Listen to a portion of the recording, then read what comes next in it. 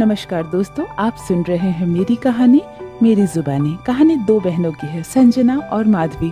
दोनों बहनें महज एक दूसरे से 1.5 साल की छोटी और बड़ी। दोनों साथ में पढ़ी, साथ में स्कूल कंप्लीट की, साथ में कॉलेज कंप्लीट की। हर एक चीज़ को दोनों बहन आपस में शेयर करती थी, यहाँ तक कि खाना भी एक ही प्लेट में खाती थी। मम्मी पापा ने कुछ ऐसी शिक्षा और ऐसे संस्कार दिए थे दोनों बहनों को कि बस दोनों बहनें एक दूसरे की जान थी। संजना बड़ी थी कि माधवी बड़ी थी पता ही नहीं चलता था, क्योंकि माधवी छोटी थी 1.5 साल, लेकिन माधवी ही ज़्यादा लंबी थी और संजना कभी कभी छोटी लगती। कभी कोई घर में आता तो पूछना पड़ता कि तुम दोनों में बड़ी कौन है और छोटी कौन है।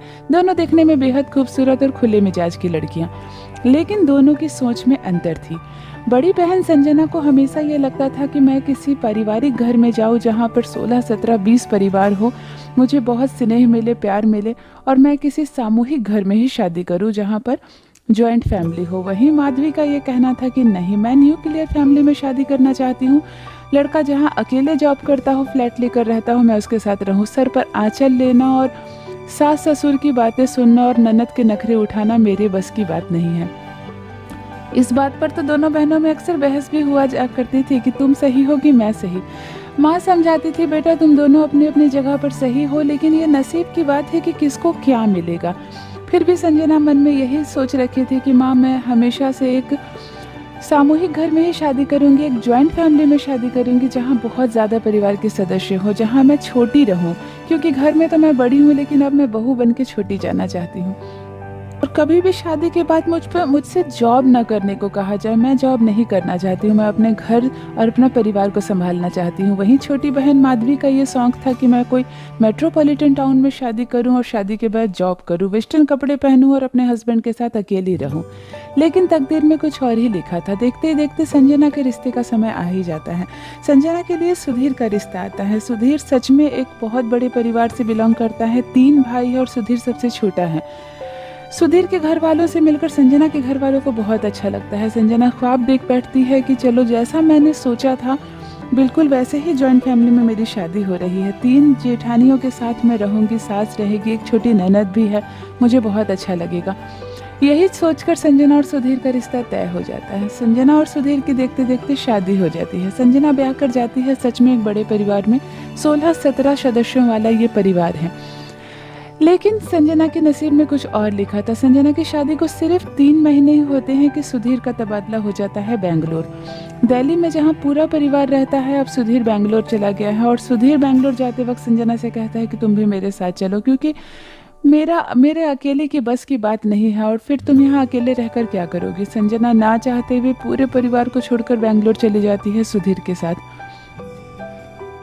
सुधीर और संजना बेंगलोर में अपनी ज़िंदगी शुरुआत करते हैं। संजना को अच्छा नहीं लगता है, उसको बस हमेशा ये लगता है कि काश मैं अपनी दोनों जेठानियों के साथ, अपनी सास के साथ रहती, लेकिन सुधीर ऐसा नहीं चाहता है। पति जैसा चाहता है वैसा ही रहना पड़ेगा। कुछ दिनों के बाद ही, शादी के 6 महीने 7 महीने के बाद ही संजना सुधीर से कहती है कि क्यों ना हम एक बच्चा प्लान कर ले, मेरा मन नहीं लगता है अकेले, एक बच्चा आ जाएगा तो फिर मैं उसमें उलझी रहूँगी।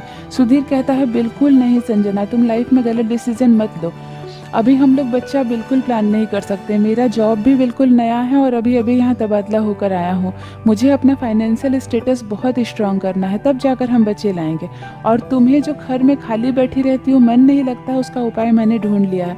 मैं तुम्हारे लिए 3-4 जॉब ढूंढा हूँ, इसमें से तुम सेलेक्ट कर लो कि कौन सा करना चाहती हूँ। घर में बैठ के कोई फ़ायदा नहीं है, ये बड़ा शहर है, बहुत ज़्यादा खर्चे हैं, और मैं अकेले खर्च करता हूँ तो कुछ बचा नहीं पाता हूँ। तुम भी कमाओगी तो हम जिंदगी की गाड़ी को ज़्यादा मजबूती से आगे लेकर जा सकेंगे। संजना बहुत बार मना करती है, मेरी जॉब करने की कोई इच्छा नहीं है, मैं जॉब में दिलचस्पी नहीं रखती हूँ, लेकिन सुधीर के बहुत बोलने पर संजना को जॉब पकड़ना ही पड़ता है। संजना की वेशभूषा भी सुधीर को पसंद नहीं है। तुम हमेशा साड़ी क्यों डालती हो और ये सलवार सूट, ये बड़ा शहर है, यहाँ सब वेस्टर्न वेयर पहनते हैं, तुम जहाँ जॉब पे जाती हो वहाँ पर भी इस तरह के कपड़े नहीं चलेंगे। संजना जहाँ जॉब में स्टार्ट करती है वहाँ पर भी कह दिया जाता है कि यहाँ वेस्टर्न वेयर ही पहन कर आए, ये कंपनी है, आप साड़ी पहनकर मत आया कीजिए या salwar suit. Sanjana western wear पहन रही है, जॉब कर रही है, सुधीर के साथ अकेले रह रही है, और जो भी उसके मन में चाहती उसमें से एक भी पूरी नहीं हुई, और बिल्कुल जैसा माधवी चाहती थी वो ज़िंदगी जी रही है। देखते देखते संजना की शादी को 2 साल हो जाते हैं और इधर माधवी भी अब शादी लायक हो गई है। घर वाले माधवी की भी चिंता करने लगते हैं और माधवी की शादी भी तय करने का मन बना लेते हैं। माधवी यही कहती है, माँ जैसे संजना दीदी को रिश्ता मिला है, अकेले रहती है, बेंगलुरु में जॉब करती है, मेरे लिए ऐसा ही रिश्ता ढूंढना। माँ कहती है, देखो बेटा, जो तुम्हारी किस्मत में होगा हम एक अच्छा सा रिश्ता तुम्हारे लिए ढूंढ देंगे। माधवी का लिए प्रशांत का रिश्ता आता है। प्रशांत देखने में बेहद खूबसूरत है, काफ़ी अमीर परिवार का है और बहुत बड़ी बड़ी कंपनियों के मालिक है। 3 कंपनियां चलती हैं प्रशांत के एक बड़े भाई साहब भी हैं जिनकी पत्नी है और 2 बच्चे हैं। घर में एक बड़ी ननद है और एक छोटी ननद। बड़ी ननद की शादी हो गई है, जो लेकिन शादी के बाद कुछ समस्या चल रही है, वो मायके में ही रहती है। छोटी ननद की शादी नहीं हुई है और अब प्रशांत की शादी हो रही है। माधवी शुरू में तो बहुत डाउट करती है कि इस परिवार में मेरा जाना ठीक होगा या नहीं, फिर भी वो सोचती है चलो इतना रईस परिवार है, मुझे हाथ पैर हिलाना नहीं पड़ेगा, नौकर नौकरानी रहेंगे, प्लस मैं जॉब भी करूंगी और अपनी मर्जी के कपड़े भी पहनूंगी, क्योंकि अमीर परिवार में तो कुछ भी पहनती है लड़कियां। ऐसा सोच रखती है माधवी और शादी के लिए हाँ कर देती है। देखते देखते प्रशांत और माधवी की भी शादी हो जाती है, लेकिन माधवी जा फंसती है वैसे घर में जिस घर की चाह थी संजना को। दोनों बहनों की बिल्कुल 2 जिंदगी हो जाती है। माधवी शादी के कुछ दिन के बाद ही कहने लगती है कि अब ये साड़ी नहीं पहना जाएगा मुझसे, अब तो सभी रिश्तेदार चले गए हैं, माँ जी से पूछ लीजिए, मैं अब पहन सकती हूँ अपनी मर्जी के कपड़े। माँ जी तुरंत मना करती है, नहीं बहू, हमारा खानदान बहुत ऊंचा है, हमारे खानदान में बहुएं सिर्फ साड़ी ही पहनती है, रात को सोते वक्त तुम नाइटी पहन सकती हो या सूट पहन सकती हो, अपने कमरे में तुम्हें जो इच्छा वो पहनो, लेकिन घर के बाहर नौकर नौकरानी के सामने तुम्हें कोई भी अलग तरह के कपड़े नहीं पहनने, हमेशा महंगी और भारी खूबसूरत साड़ी पहनना और सर पर आंचल जरूर रखना। माधवी को लगता मैं कहाँ फंस गई। प्रशांत एक बहुत बड़ी कंपनी का मालिक है, अपना कंपनी खुद चलाता है। माधवी जब जॉब करने के बाद प्रशांत से कहती है तो प्रशांत हंसने लगता है, कहता है तुम्हें पता है कि हमारी कंपनी में टोटल 3 कंपनियां मिलाकर 600 एम्प्लॉय काम करते हैं।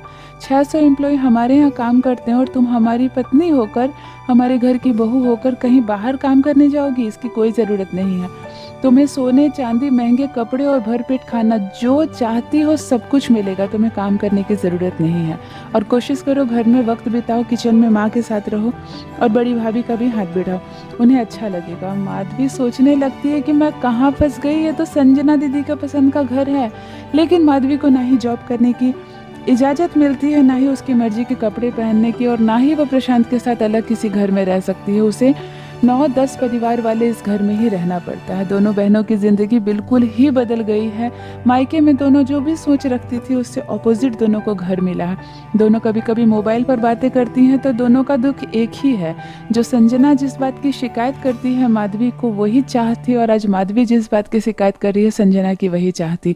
तकदीर में जो लिखा होता है वही होता है। आज 2 राहें पर खड़ी हैं दोनों बहनों की ज़िंदगी, लेकिन माँ की सीख इतनी अच्छी है कि दोनों बहनें मजबूती से अपने गृहस्थ जीवन को पकड़ी हुई है और अपनी समझदारी से अपनी गृहस्थी चला रही है। तो ये थी दोस्तों 2 बहनों की एक अनदेखी कहानी। आशा करती हूँ कहानी आपको अच्छी लगी होगी। मेरी कहानियाँ पसंद आए तो चैनल को सब्सक्राइब जरूर कीजिए। बने रहिए मेरे साथ। आप सुन रहे हैं मेरी कहानी मेरी जुबानी। धन्यवाद।